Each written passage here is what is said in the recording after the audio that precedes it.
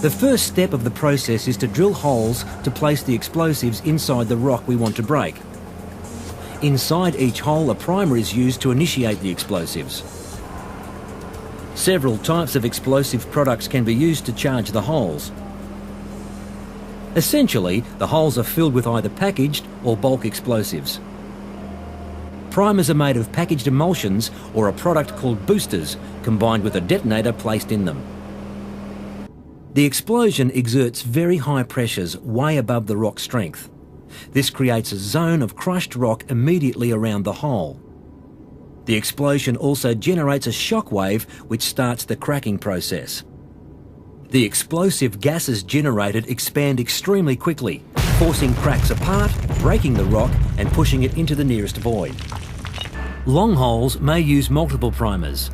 They are typically placed at the toe of the blast hole and then at predefined intervals as determined by the drill and blast engineer. Feed it down about 10 minutes.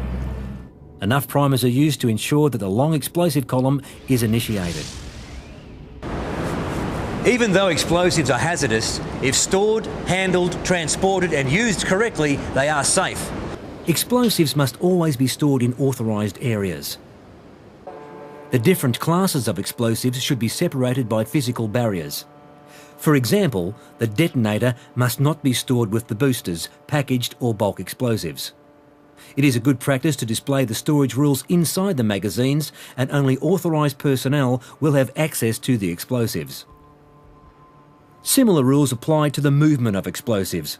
They can only be transported in approved vehicles driven by competent and authorised persons. Blasting is part of everyday life in a mine, and each site has specific procedures for firing. You should be aware of these procedures. A safety requirement to all sites is that everyone needs to stay clear of the area affected by the firing. There will be barricades and signage to inform you.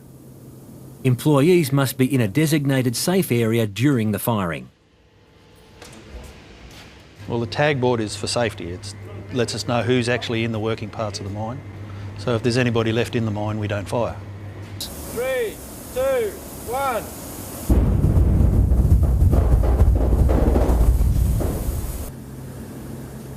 In most cases, access to the firing site is restricted until a competent authorised person has cleared the area as safe.